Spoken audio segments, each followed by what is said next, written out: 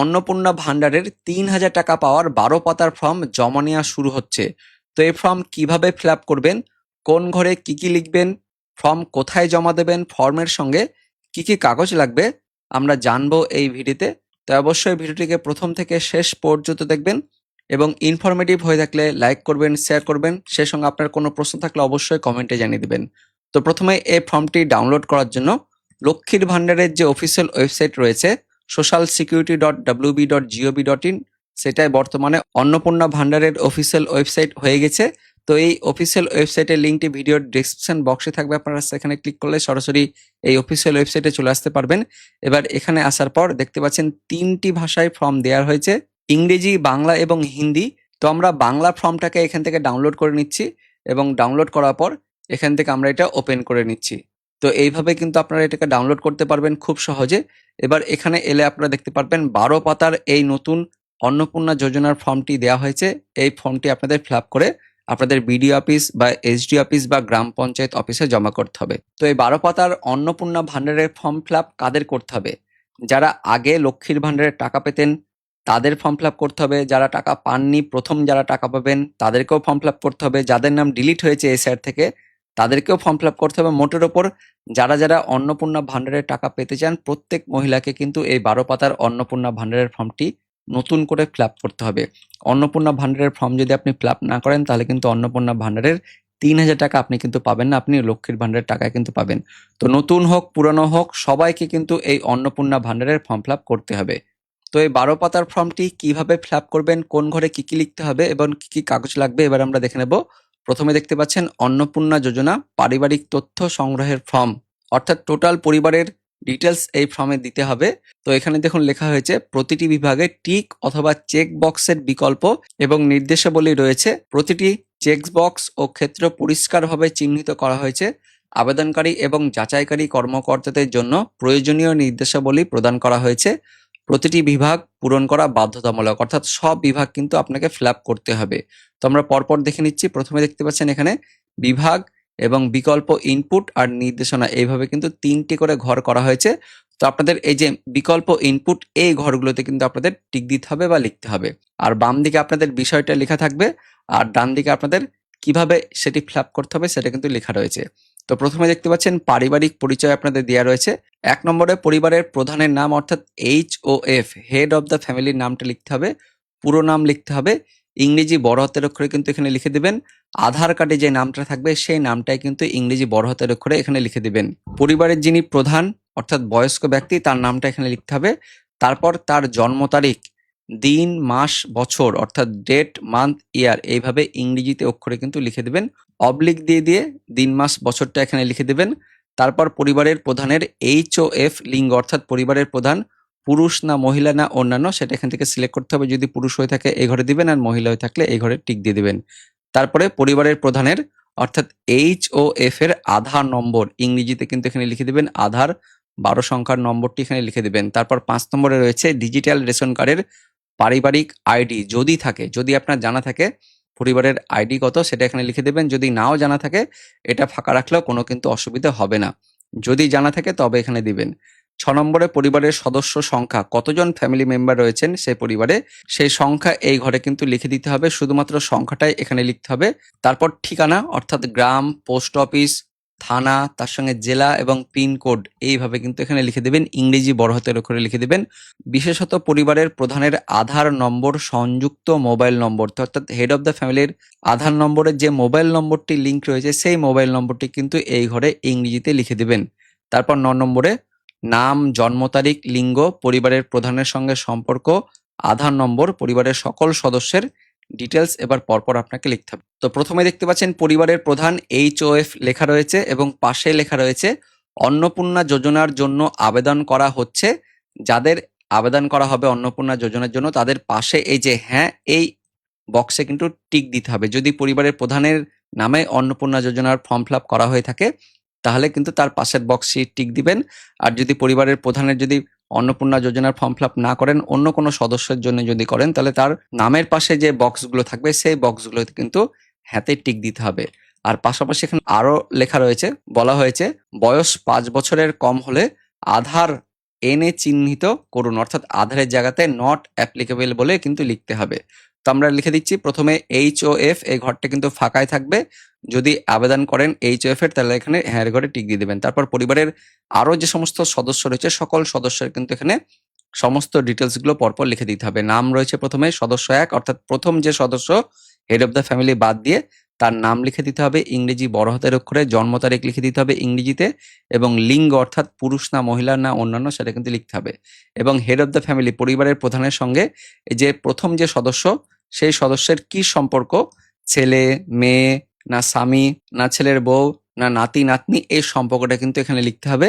এবং সদস্য 1 অর্থাৎ যে প্রথম সদস্য তার আধার নম্বরটা এই ঘরে এবার লিখে দিতে হবে।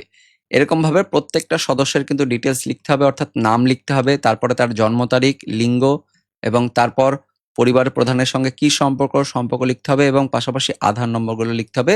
এইভাবে প্রত্যেকটা সদস্যের ডিটেলস লিখতে হবে। 5 বছরের কম যদি বয়স হয়ে থাকে কোনো সদস্যের, তাহলে সেক্ষেত্রে আধারের ঘরে কিন্তু এনে লিখতে হবে, এমনটা এখানে বলা হয়েছে। এবং এই সদস্য যাদের ডিটেলস লেখা হলো তাদের মধ্যে যিনি অন্নপূর্ণার যোজনার জন্য ভান্ডারের জন্য আবেদন করবেন তার পাশের ঘরটাতে কিন্তু হ্যাঁ দিতে হবে।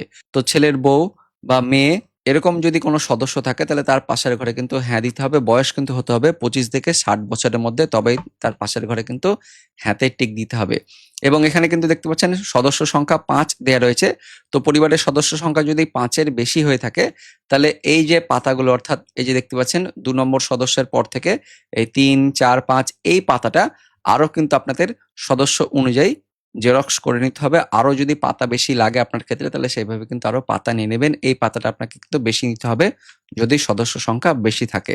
তারপর নিচের দিকে 10 নম্বর পয়েন্টে লেখা রয়েছে পরিবারের প্রধান এবং পরিবারের সকল প্রাপ্ত সদস্যদের ব্যাংক অ্যাকাউন্ট ব্র্যাকেটে নগদ অর্থ স্থানান্তরের জন্য তাদের ডিটেলস গুলো এখানে পরপর লিখতে হবে। কি বলা হয়েছে এখানে নির্দেশনায় বলা হয়েছে ডিবিটি ক্রেডিটের জন্য আধার লিংক যুক্ত ব্যাংক অ্যাকাউন্ট প্রদান করুন, অর্থাৎ ব্যাংক অ্যাকাউন্টের সঙ্গে ডিবিটি লিংক আছে সেই ব্যাংক অ্যাকাউন্টটাই কিন্তু এখানে দিতে বলেছে। তো HOF অর্থাৎ হেড অফ দ্য ফ্যামিলি পরিবারের প্রধান যিনি রয়েছেন যার নামটি একদম প্রথমে লেখা হয়েছিল তার ব্যাংকের নামটা কিন্তু এখানে লিখে দিতে হবে। স্টেট ব্যাংক অফ ইন্ডিয়া বা PNB বা SBI যে ব্যাংক থাকবে সেই ব্যাংকের নামটা এখানে লিখে দিবেন, ইংরেজিতে লিখবেন, অ্যাকাউন্ট নম্বরটাও ইংরেজিতে লিখবেন এবং IFSC কোডটাও ইংরেজিতে লিখে দেবেন। একইভাবে সদস্য 1, সদস্য 2, সদস্য 3 এদের যদি ব্যাংক অ্যাকাউন্ট থাকে তাহলে সে ব্যাংক অ্যাকাউন্টের তথ্যগুলো পরপর এখানে লিখে দেবেন, ব্যাংকের নাম, অ্যাকাউন্ট নম্বর এবং IFSC কোড। তারপর চলে যাবেন 11 নম্বর পয়েন্টে লেখা রয়েছে এপিক নম্বর, অর্থাৎ ভোটার কার্ডের নম্বর এবার লিখতে হবে হেড অফ দ্য ফ্যামিলি এবং সকল প্রাপ্ত বয়স্ক সদস্য যাদের ভোটার তালিকায় নাম আছে এবং অংশ নম্বর সহ অর্থাৎ পার্ট নম্বর সহ কিন্তু ডিটেলস গুলো লিখতে হবে।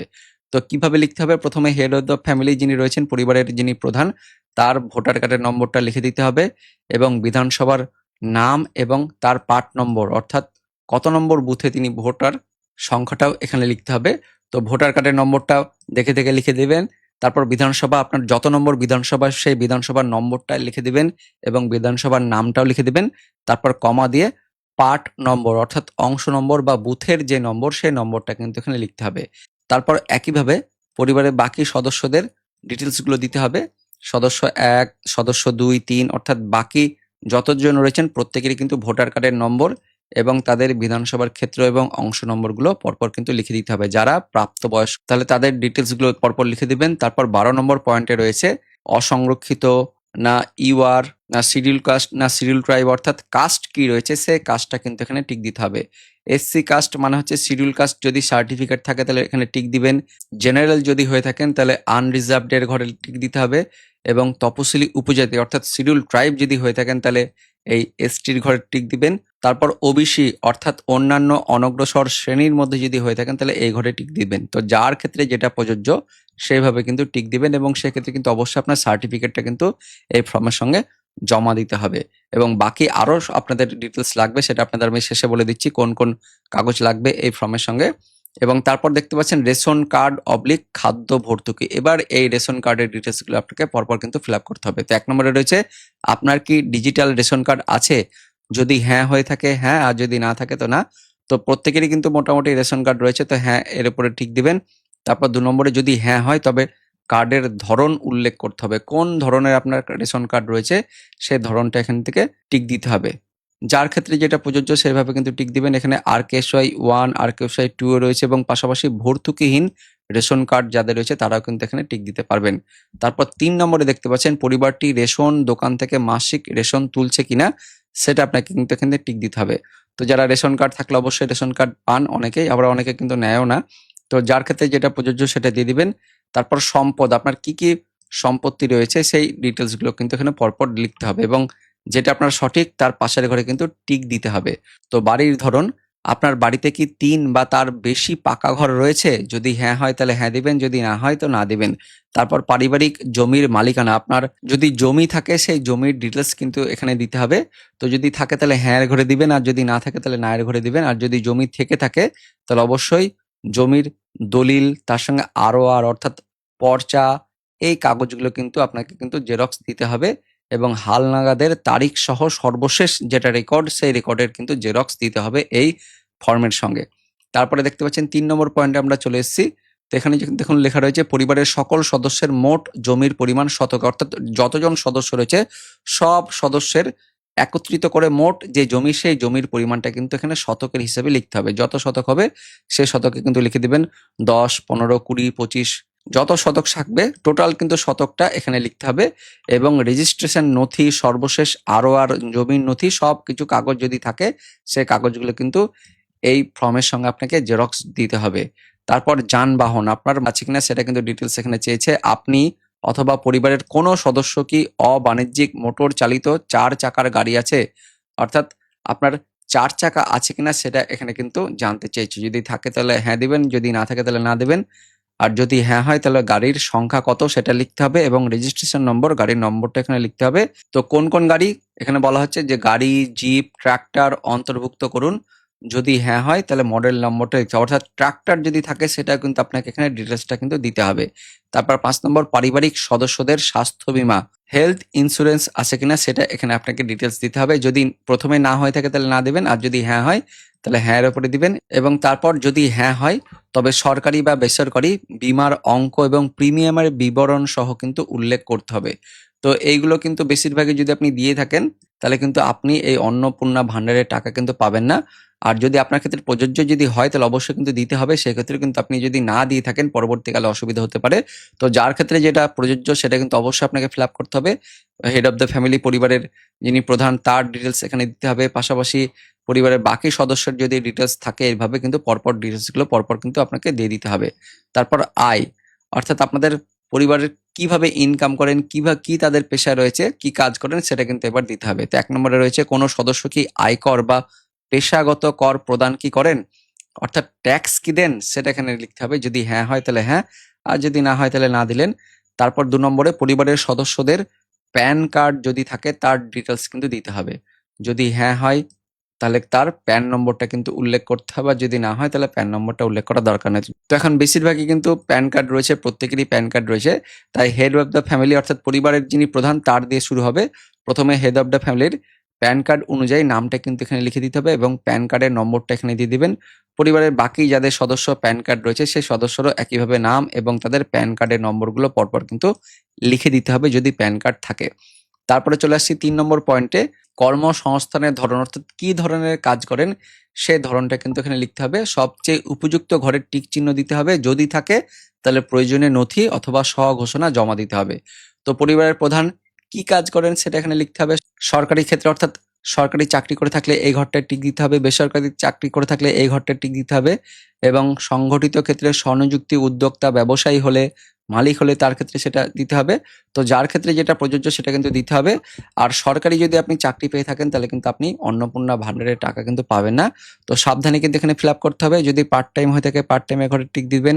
অসংগঠিত অর্থাৎ কারিগর যদি হয়ে থাকেন বা বিড়ি শ্রমিক যদি হয়ে থাকেন সেক্ষেত্রে এই ঘরটায় টিক দিতে হবে। কৃষক যদি হয়ে থাকলে সেক্ষেত্রে এই ঘরটায় টিক দিতে হবে। পরিযায়ী শ্রমিক যদি থাকে সেক্ষেত্রে এই ঘরটা টিক দিতে হবে। একইভাবে বেকার বা অন্যান্য যদি থাকেন সেক্ষেত্রে তার ক্ষেত্রে যেটা প্রযোজ্য সেটা কিন্তু টিক দিবেন। তো এখানে যেটা যার প্রযোজ্য সেটা কিন্তু দিবেন। অন্যান্য দিতে পারেন আবার বেকারও দিতে পারেন।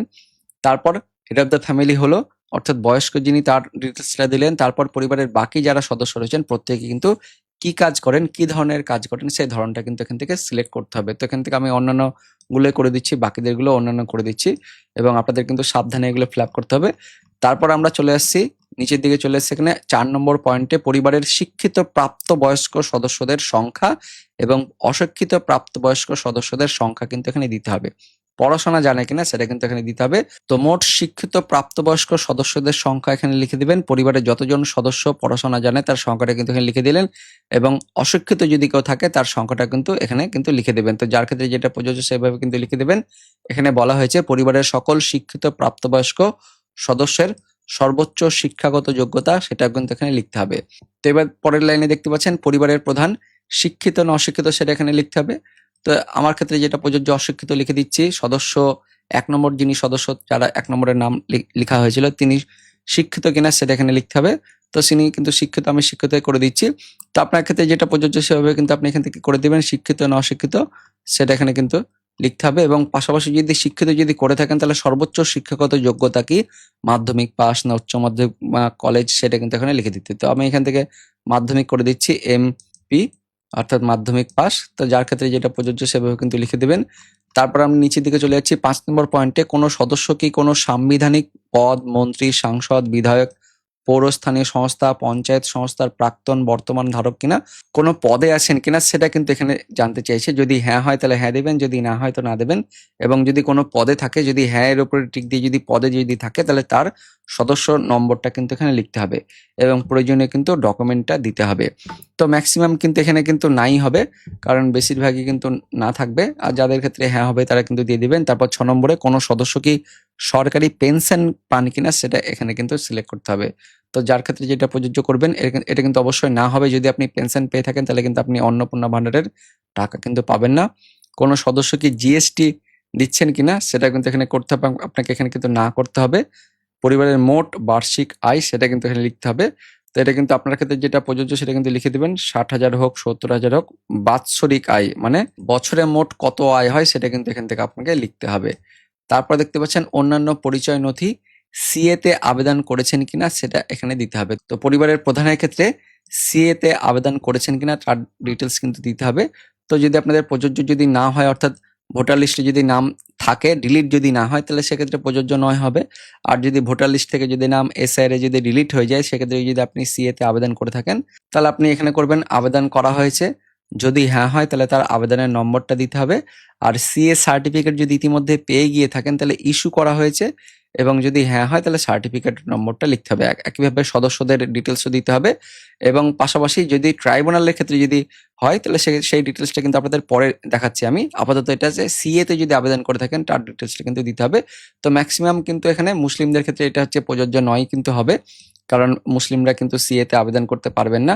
শুধুমাত্র যারা হিন্দু তারাই কিন্তু আবেদন করতে পারবেন। তো এক্ষেত্রে কিন্তু প্রযোজ্য নয় কিন্তু হবে, মুসলিমদের ক্ষেত্রে প্রযোজ্য নয়। আর যাদের হিন্দুদের মধ্যে নাম থাকলে তাদের ক্ষেত্রে কিন্তু প্রযোজ্য নয় হবে। আর বাকিদের যেভাবে বললাম সেভাবে কিন্তু ফর্ম ফিল আপ করতে হবে।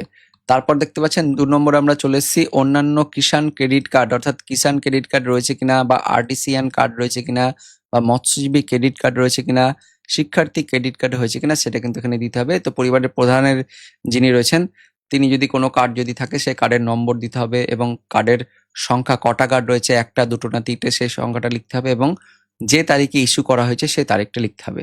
তো যদি থাকে এরকম ডিটেলস আপনাদের ক্ষেত্রে তাহলে সেইভাবে কিন্তু ফিল আপ করে দেবেন। আর সদস্যদের নামেও যদি থাকে সেটা কিন্তু এখান থেকে আপনাদের ফিল আপটা করতে হবে। এবার এসআইআর এ যদি আপনাদের নাম বাদ পড়ে থাকে তাহলে মামলাটি ট্রাইব্যুনালে বিচারাধীন কিনা অর্থাৎ আপনি ট্রাইব্যুনালে আবেদন করেছেন কিনা সেই ডিটেলসটা কিন্তু এখানে লিখতে হবে। তো পরিবারের প্রধান যিনি রয়েছেন তেনার নাম যদি এসআইআর এ যদি ডিলিট হয়ে গিয়ে থাকে তাহলে অবশ্যই তিনি ট্রাইব্যুনালে আবেদন করে থাকেন তাহলে হ্যাঁ এর উপরে টিক দিতে হবে এবং মামলার বিবরণ অর্থাৎ অ্যাপিল যেটা নম্বর সেই নম্বরটা কিন্তু এখানে লিখে দিতে হবে। অ্যাপিল নম্বরটা লিখতে হবে পরিবারের প্রধানের ক্ষেত্রে। আর যদি নাম যদি থেকে থাকে ডিলিট যদি না হয় তাহলে প্রযোজ্য নয়, এই ঘরে টিক দিতে হবে। একইভাবে সদস্যদের ক্ষেত্রেও এটা কিন্তু প্রযোজ্য হবে। সদস্যদের মধ্যে যদি কারোর নাম ডিলিট হয়ে থাকে তাহলে এখানে হ্যাঁ ডিলিট হয়েছে এবং মামলা করেছেন অর্থাৎ ট্রাইব্যুনালে অ্যাপিল করেছেন, অ্যাপিলের নম্বরটা কিন্তু লিখে দিতে হবে এবং অ্যাপিল করার যে অ্যাকনলেজমেন্ট রিসিপ্টটা রয়েছে সেটার কিন্তু জেরক্স এই ফর্মের সঙ্গে অবশ্যই দিয়ে দিবেন। একইভাবে বাকি সদস্যরা কিন্তু ডিটেলস এইভাবে আপনাকে ফিল আপটা করতে হবে।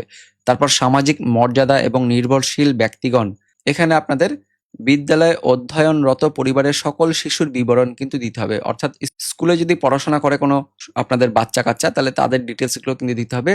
শিশুর সদস্য 1, স্কুলে কোনো বাচ্চা যদি পড়াশোনা করে তাহলে তার ডিটেলস কিন্তু এখানে দিতে হবে শিশুর নাম প্রথমে দিতে হবে, কোন ক্লাসে পড়ে সে ক্লাস লিখতে হবে, বিদ্যালয়ের নামটি লিখতে হবে এবং সরকারি না বেসরকারি না সাহায্যপ্রাপ্ত সেটা এখান থেকে সিলেক্ট করতে হবে।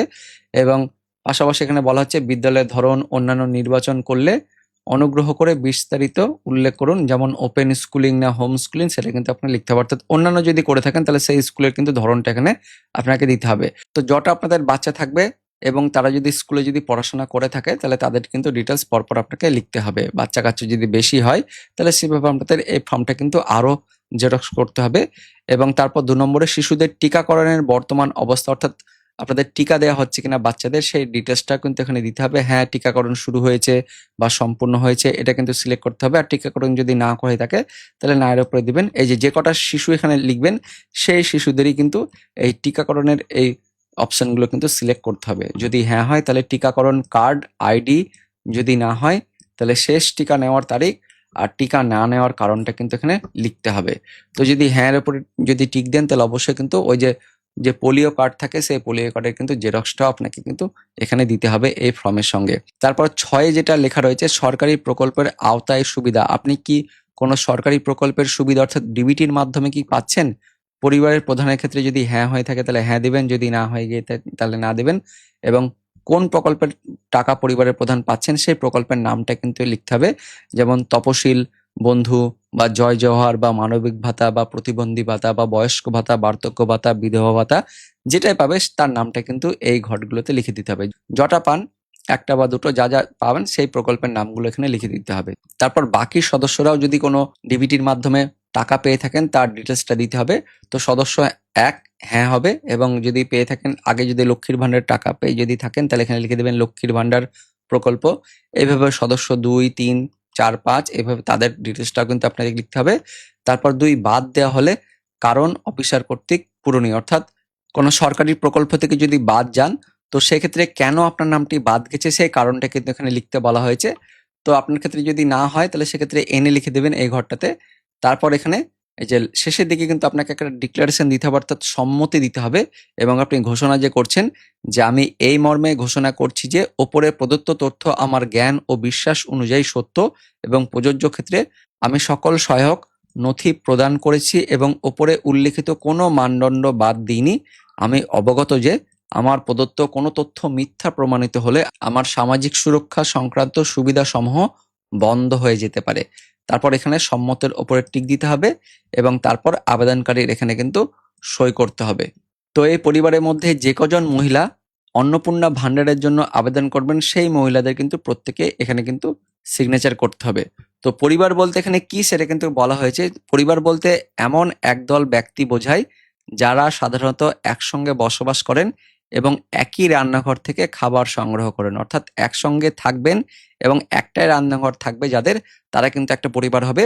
রান্নাঘর যদি আলাদা হয়ে যায় সেক্ষেত্রে কিন্তু তারা পরিবারটা কিন্তু ভেঙে যাবে, অর্থাৎ আলাদা আলাদা তারা কিন্তু থাকবেন এমনটা কিন্তু এখানে বোঝানো হচ্ছে। তো সেইভাবে আপনাদের কিন্তু পরিবারটা এখানে আপনারা উল্লেখ করবেন। তারপর এতদূর করার পর কিন্তু আপনাদের ফর্মটা শেষ হয়ে যাবে। এবার নিচের দিকে কিন্তু এখান থেকে শুরু হবে শুধুমাত্র সরকারি ব্যবহারের জন্য এই জায়গাগুলো ব্যবহার করা হবে। নিচের দিকের ঘরগুলি অফিসাররা ফিল আপ করবেন। অন্নপূর্ণা যোজনার পারিবারিক স্তরের তথ্য সংগ্রহ ফর্ম সংক্রান্ত অনুসন্ধান প্রতিবেদন। তো আমি এখানে প্রথমে আবেদনকারীর নাম হবে, তারপর পুত্র অথবা কন্যা অর্থাৎ পিতার নামটা কিন্তু এই ঘরে লিখতে হবে। আবেদনকারী পিতার নাম এই ঘরে লিখে দিবেন। গ্রাম বা শহরের নাম এখানে লিখতে হবে, গ্রাম পঞ্চায়েতের নামটা লিখতে হবে, ব্লকের নাম লিখতে হবে অথবা পৌরসভার নামটা লিখতে হবে এবং জেলার নামটা এখানে লিখতে হবে। এর দ্বারা দাখিলকৃত আবেদনপত্রটি যাচাই করেছি এবং তাতে প্রদত্ত তথ্য সঠিক পেয়েছি, অর্থাৎ ভেরিফাইড, অর্থাৎ আপনার এই ফর্মটি ভেরিফাইড হয়েছে এই কথা কিন্তু এখানে বলা হচ্ছে।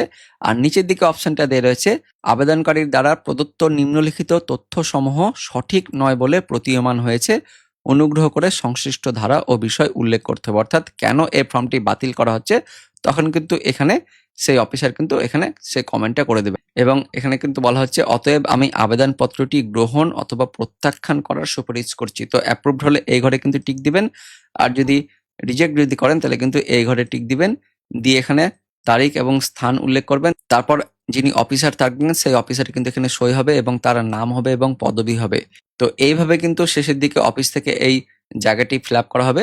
তবে আপনাদের শুধুমাত্র ওপর পর্যন্তই ফর্মটি ফিল আপ করতে হবে। তারপরে আপনাদের নিজের এলাকার গ্রাম পঞ্চায়েত অথবা পৌরসভা অথবা ব্লক অর্থাৎ বিডি অফিসে বা এসডি অফিসে কিন্তু জমা করতে হবে। তো এবার সব থেকে বড় প্রশ্ন, এই ফর্মের সঙ্গে আপনাদের কি কাগজ দিতে হবে? তো দেখুন, প্রথম থেকে যেটা আমরা দেখতে পাচ্ছিলাম, প্রথমে আপনাদের রেশন কার্ড, আধার কার্ড, এই সমস্ত তথ্যগুলো চাইছিল। সুতরাং এখানে বোঝা যাচ্ছে যে এই ফর্মের সঙ্গে আপনাদের প্রত্যেকেরই কিন্তু ভোটার কার্ডের জেরক্স লাগবে এবং তাতে প্রত্যেকের সই থাকবে বা টিপছাপ থাকবে। পাশাপাশি প্রত্যেকের আধার কার্ডের কিন্তু জেরক্স থাকবে এবং একইভাবে প্রত্যেকেরই কিন্তু তাতে টিপছাপ বা সই থাকতে হবে। রেশন কার্ডে একইভাবে প্রত্যেকের কিন্তু রেশন কার্ড লাগবে, তার সঙ্গে টিপছাপ অথবা সই থাকতে হবে। প্রত্যেকের ব্যাংক অ্যাকাউন্ট যিনি দিয়েছেন তার কিন্তু ব্যাংক অ্যাকাউন্টের জেরক্সটা দিতে হবে। প্যান কার্ড দেওয়া হয়েছিল এখানে, প্যান কার্ডের এখানে জেরক্স লাগবে, প্রত্যেকের কিন্তু প্যান কার্ডের জেরক্স লাগবে এবং শিডিউল কাস্ট সার্টিফিকেট বা এসটি সার্টিফিকেট বা ওবিসি সার্টিফিকেট যদি এখানে উল্লেখ করে থাকেন তাহলে সেভাবে কাস্ট সার্টিফিকেট দিতে হবে এবং জমি জায়গার যদি আপনাদের কাগজপত্র থাকে বা রেকর্ড থাকে সেটাকে দিতে হবে, অর্থাৎ জমির দলিল যদি থাকে, পর্চা যদি থাকে সেগুলো দিতে হবে এবং পাশাপাশি বাচ্চা যদি থাকে বাচ্চাদের পোলিও কার্ডের জেরক্সও কিন্তু দিতে হবে। তো এই সমস্ত কাগজগুলো কিন্তু আপনাদের এই 12 পাতার ফর্মের সঙ্গে আপনাদের জেরক্স করে পিন মেরে স্ট্যাপেল করে দিতে হবে, দিয়ে আপনাদের এলাকার বিডি অফিস বা গ্রাম পঞ্চায়েত বা এসডি অফিসে বা পৌরসভা থেকে কিন্তু ফর্মটা জমা করতে হবে এবং শুক্রবার থেকে এই ফর্ম জমা নেওয়া হবে এবং 2 তারিখের মধ্যে যারা ফর্ম জমা দিতে পারবেন, যারা অ্যাপ্রুভড হবে তারা কিন্তু 3 তারিখ থেকে এই অন্নপূর্ণা ভান্ডারের 3000 টাকা পেতে শুরু করবেন। আর যারা ফর্ম ফিল আপ করতে পারবেন না তারা আপাতত লক্ষ্মীর ভান্ডারের আগে যেমন পাচ্ছিলেন 1500 এবং 1700 সেইভাবে কিন্তু তারা পাবেন। আর যাদের অ্যাপ্রুভড হবে শুধুমাত্র তারাই 3 তারিখের পর থেকে 3000 টাকা কিন্তু পাবেন, এমনটাই আপডেট আসছে।